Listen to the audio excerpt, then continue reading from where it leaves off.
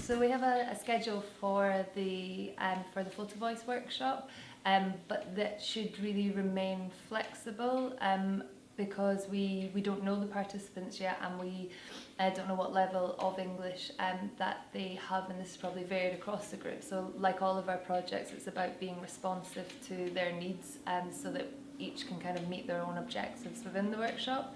But we would start with an icebreaker. A big part of the workshop is participants getting to know each other and building relationships and the peer learning that can happen across that. So some sort of warm-up game we have planned, and then we would move into visual literacy, which is not about taking photographs, it's about using examples of other photographs and encouraging participants to choose which photographs they like, or use words to describe the techniques or the subject of the photographs. And we really do this because it's confidence building, and it's difficult to talk about things when we don't have the words to describe it. So this is a kind of simple and practical way that they can begin to build a language around describing photographs and talking about what they like and dislike. At this point, we would want to be getting participants confident using the cameras. So we would hand out cameras and show participants how to use the cameras. We would do this quite physically through a lot of modelling, and we would really just look at the basic functions of the camera so that it doesn't get too technical, because that's very language based. So as long as they're able to hold the camera, to turn it on and to take a photograph and to review it, at this point we would send participants out to take photographs, because we really feel that the best way to learn and get confident using the camera is to try it in practice. So for that we had an alphabet treasure hunt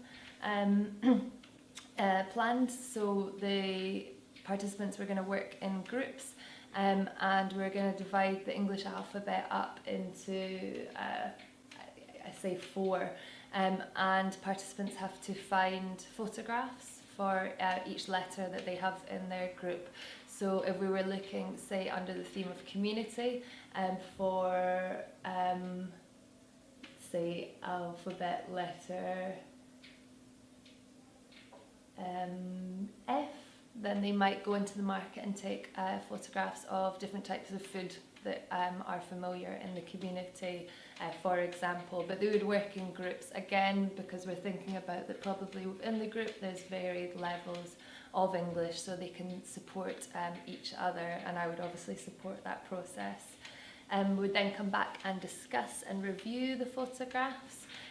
This is really nice to begin again thinking about how we say what we like about photographs, and it's quite an affirmative, or it should be affirmative and confidence building when we're sharing the photographs with the group.